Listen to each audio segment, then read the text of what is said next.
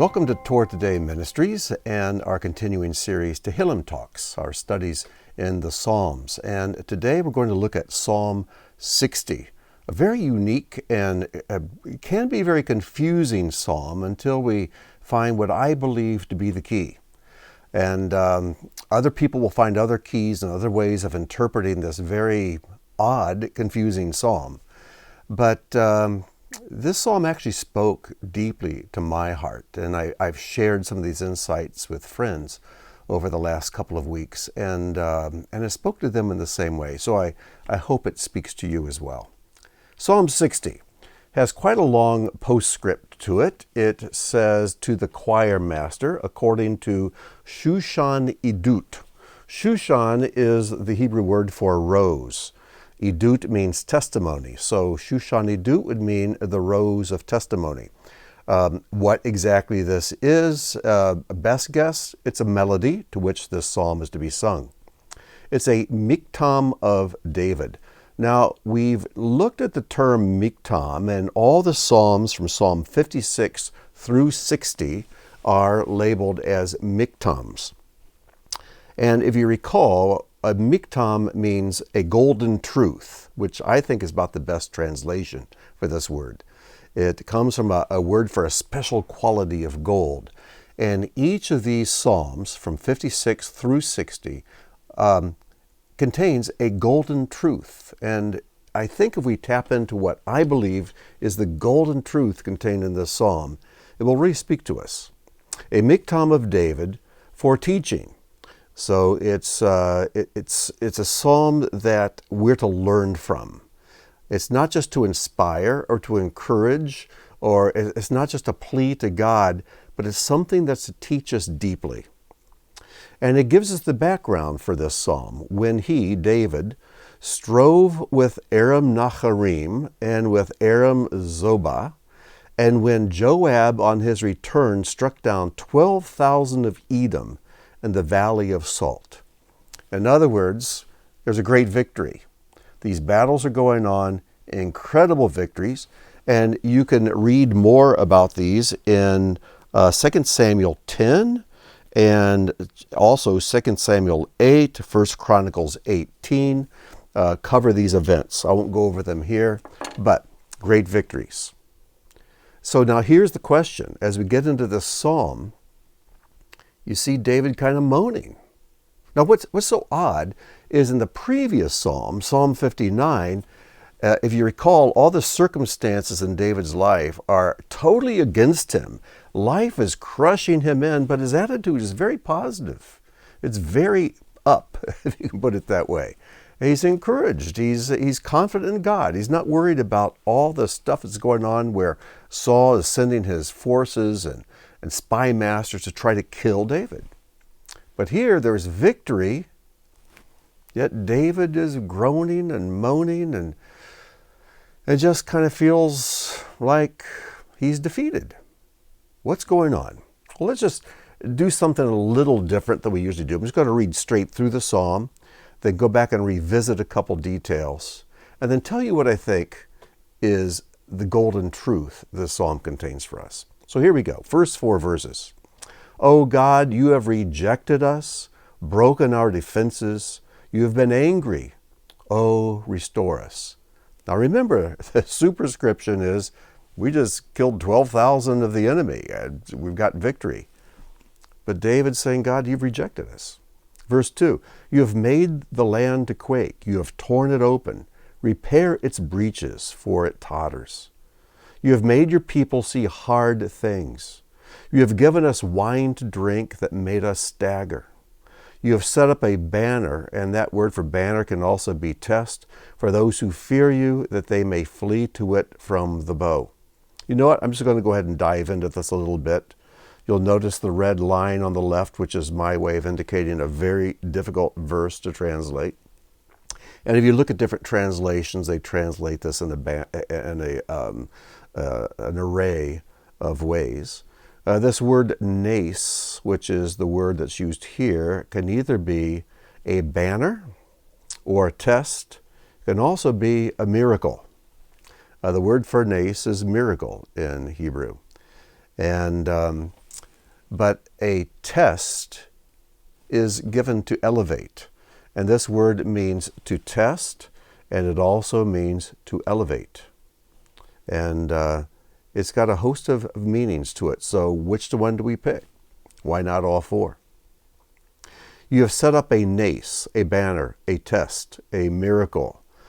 You've set up something to elevate us. For those who fear you, that they may flee to it from the bow. Now this word, we're not quite sure of. Keshet, the word that's translated bow here, actually means truth. It's a very rare word for truth. It's only used, I think, 4 times in the Bible. Twice in Daniel as an Aramaic word for truth. But the other 2 places it's found, it means truth, we think. But it's a homophone for the word keshet, spelled with a tav, which is kof, shin, tav, instead of a tet at the end, and that means bow, like bow and arrow, or the rainbow that God set in the clouds. And so some translations think it's a homophone meaning bow, and others simply translate it as truth. And so the translations can get kind of scattered here. Let me just give you a few. Here's how the King James translates it. It says, I'm sorry, I didn't put the King James down. Here's how the English Standard Version translates it. You have set up a banner for those who fear you, that they may flee to it from the bow. The New American Standard says this: you have given a banner to those who fear you, that it may be displayed because of the truth. The Concordant Literal Translation says, you have given a banner to those fearing you for flight from the face of the bow. And the Koran Tanakh puts it this way: but you have given those who fear you a waving banner beyond bowshot. Now it's interesting, Koran, which is a Jewish publisher, in their Tanakh, in their version of the scriptures, they translate it as bow, or bowshot. But this is also by the same publisher, this is the Tanakh Tehillim, and I'm going to be reading a comment to you from this. The Koran, K-O-R-E-N, Tehillim, is a wonderful book, and I have the small softback version.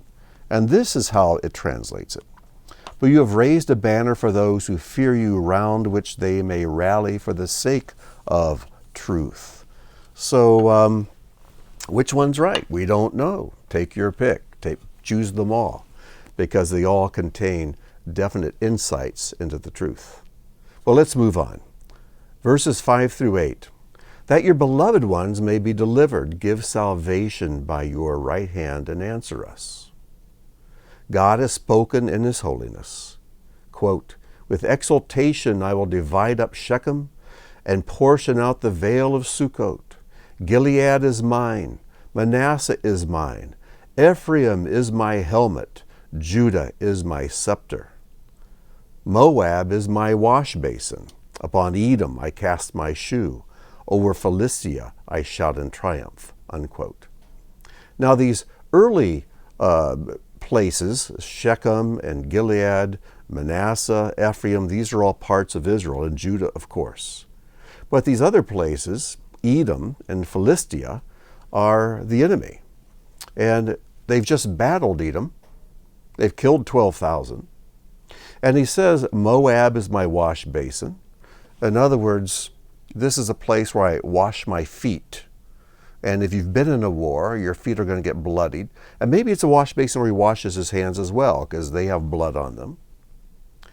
And upon Edom I cast my shoe. Since shoes cannot be made ritually clean, they are basically destroyed when they become this impure from battle. So I cast my shoe over Edom. And Philistia I shout in triumph. Then verses 9 through 12, who will bring me to the fortified city? Who will lead me to Edom? Well, they just were at Edom. They just killed 12,000. They won the war. But he feels like he hasn't even started. It's very confusing. It's very contradictory. Have you not rejected us, O God? You do not go forth, O God, with our armies. Well, he just said that Moab's his wash basin. Over Edom I cast my shoe. Over Philistia I shout in triumph. What is David saying here? Who will lead me to Edom? They've just been to Edom. They just won.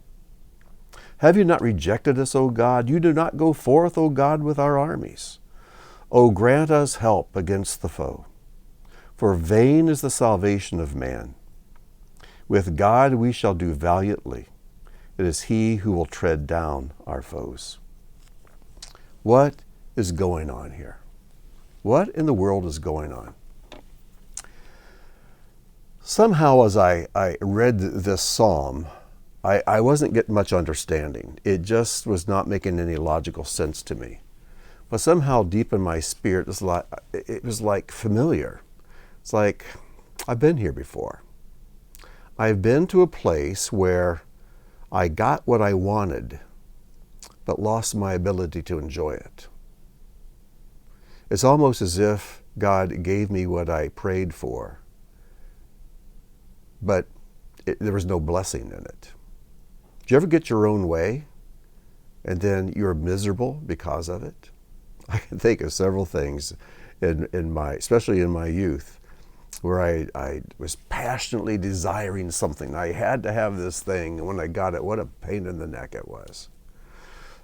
It's like so many people who want a boat. A lot of guys want a boat. Fortunately, I've never been one of those, but I hear this frequently. They say the two happiest days in a boat owner's life is the day he buys the boat and the day he sells the boat.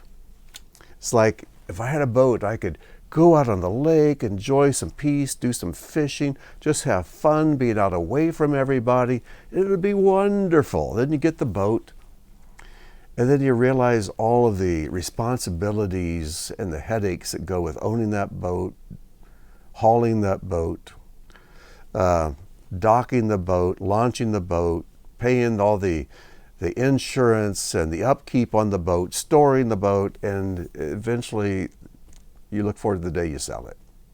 Now, that's not the case with everybody, but it seems to be a pretty common theme with boat owners. And I think there are a lot of us, we have our boats in our lives, things we're passionate to acquire, and then depressed once we receive them. You know, this psalm in the superscript says that it's to be sung. We think it's a melody. The Shushan Idut, the rose of testimony. Well, think about a rose for a moment. A rose is beautiful, has this wonderful fragrance, but it also has thorns. It'll reach out and bite you if you're not careful. And anybody who has worked with roses knows the danger of the thorns. And so many times we desire the rose, but we experience the thorns afterward.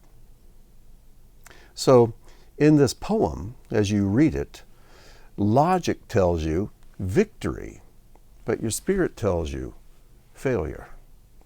So what I want to do, and this I know is a short study of this psalm, but I think this is the best way to sum it up. I'm going to read to you a comment from the Koran Tehillim, and from Psalm 60. And I think this sums it up well. It says, the lesson of our psalm is apparent, and it applies not just to military situations, but to all of life's struggles. Rarely does one taste the sweetness of pure victory, or of total cure, or of absolute resolution of thorny interpersonal conflicts. Much more commonly, the results of our prayers appear to us to be mixtures of great blessings and painful disappointments. No wonder we are torn between praising God and imploring Him not to reject us. This is the nature of religious experience. It is seldom crystal clear. It is more typically laden with persistent doubt and ongoing conflict. That is the lesson of our psalm. You have given us wine that makes us stagger, but you have raised a banner for those who fear you. Rarely do our struggles in this world conclude with a pronouncement, and they lived happily ever after. So many things in our lives are a mixture. And I think this is why we have to have complete and utterly pure motives when we go before the Father in prayer. Someone told me when I was quite young, be careful what you pray for. You may just get it. And I think that in this poem, though they had the victory, the physical victory over these enemies, they lost the ability to appreciate that victory. It was almost like there was this heartache over why do we have to have war at all? And maybe God was trying to bring David to a place where instead of praying for victory in warfare, pray that there won't be any warfare. Pray that God would remove the need for warfare. I don't know. But somehow, and I know this teaching is quite different from the other psalm teachings I've done, somehow in this psalm, I just sense this conflict in David's heart. And it's a conflict that echoes in my own heart so many times. When I wanted something so badly, got it, and wish I hadn't asked for it. And so many times these episodes where everyone thinks, well, you should be happy, you got your way. But you lost the ability to enjoy what you got.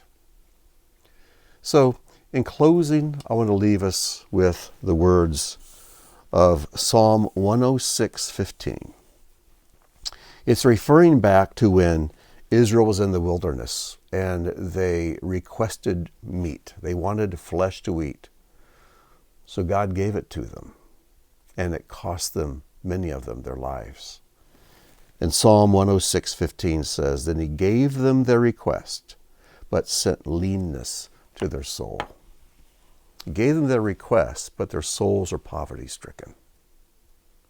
You know, I think in our movies and so much of our entertainment, if that's what you want to call it, it glorifies the mob and the gangsters and the cartels and the drug dealers because they have all this wealth, these beautiful homes, and they have beautiful things and expensive cars. Would you ever stop to ask, do they have the ability to enjoy any of those things? You know, I don't have all those things that the mobsters and the cartels have, but I can enjoy a small, inexpensive book more than they can enjoy their mansions and their sports cars. So let's learn to ask God for the things that he wants us to have. And let's make sure we ask for things according to his motives. And let's make sure that our victories are not just physical victories, but spiritual ones as well. And I know the greatest victories in my life are not the victories over others, but the victories over myself, the victories over my own inclination to want to do things my own way. And you know that the source of misery in our lives is when every man did what was right in his own eyes. Let's learn to do what's right in his eyes. And let's desire that. And let's learn to align and yoke our desires to his. And then I think we'll find life very fulfilling. And not only will we receive answers to our prayers, but we'll have an expanded capacity to enjoy them. So, I hope this has been thought-provoking to you and a blessing, and maybe is found to be a golden truth in your life. So, until next time, I wish you shalom, and may God bless.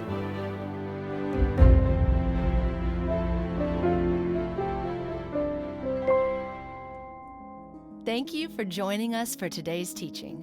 If the work of Torah Today Ministries has touched your life, please consider making a donation or sponsoring an upcoming video.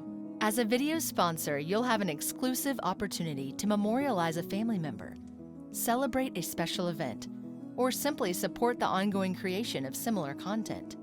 Your tax-deductible contribution helps ensure that our teachings continue to reach all who are longing for truth. Click the link or visit our website to learn more. That's all, folks.